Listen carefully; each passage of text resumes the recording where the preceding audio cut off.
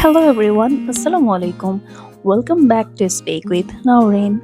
আমি কাজের মধ্যে এতটাই ব্যস্ত ছিলাম যে আপনাদের জন্য কোনো ভিডিও আপলোড দিতে পারছিলাম না, অ্যান্ড আমার এই স্পেশাল মুহূর্তটাকে মনে হলো আপনাদের সাথে শেয়ার করা উচিত, তাই আজকে এই ভিডিওটা বানাচ্ছি।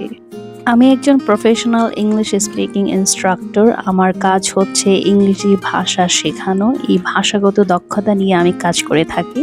আমি স্টুডেন্টস এবং প্রফেশনালদের ইংলিশ স্পিকিং শিখিয়ে থাকি।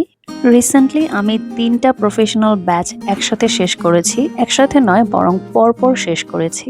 প্রফেশনালসদের এই ব্যাচ 3টাতে প্রত্যেকটা ব্যাচে 30 জন করে মোট 90+ প্রফেশনালস ছিলেন।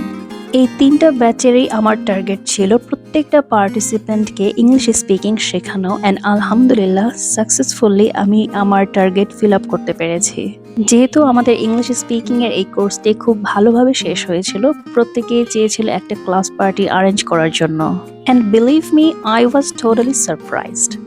যেহেতু সবাই জব হোল্ডার ছিলেন এবং আমিও জব হোল্ডার ছিলাম, এত ব্যস্ততার মাঝখানেও আমরা সবাই একত্রিত হতে পেরেছিলাম, তাই এটা আমাদের জন্য অনেক বড় একটা আনন্দের মুহূর্ত ছিল। ক্লাস পার্টির এই মুহূর্তটা আমার জন্য খুব স্পেশাল ছিল, ইভেন সবার জন্য স্পেশাল ছিল, কারণ আমাদের কোর্স শেষ করার পর আমরা খুব সাকসেসফুলি হ্যাপিলি এই পার্টিটা অ্যারেঞ্জ করতে পেরেছিলাম। আমি মনে করি ইংলিশ স্পিকিং শেখার ক্ষেত্রে কনসিস্টেন্সি অনেক বেশি ইম্পর্ট্যান্ট। একটা কোর্স শুরু করে সেটা শেষ করার আগ পর্যন্ত আপনাকে অবশ্যই ধৈর্য সহকারে সামনে এগিয়ে যেতে হবে। শুধু ইংলিশ স্পিকিং নয়, যে কোনো স্কিল ডেভেলপ করার জন্য, শেখার জন্য আপনাকে অবশ্যই কনসিস্টেন্ট হতে হবে। চলমান একটা প্রক্রিয়ার মধ্যে দিয়ে আপনাকে যেতে হবে। যে কোনো স্কিল ডেভেলপ করার জন্য আপনাকে ধৈর্যশীল হতে হবে।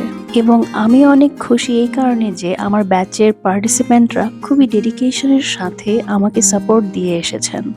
একটা বিষয় সবসময় মনে রাখবেন, শুধুমাত্র একজন ভালো ইনস্ট্রাক্টর হলেই আপনি যে কোনো স্কিল ডেভেলপ করতে পারবেন না, যদি না আপনার ইচ্ছা শক্তি এবং ডেডিকেশন না থাকে।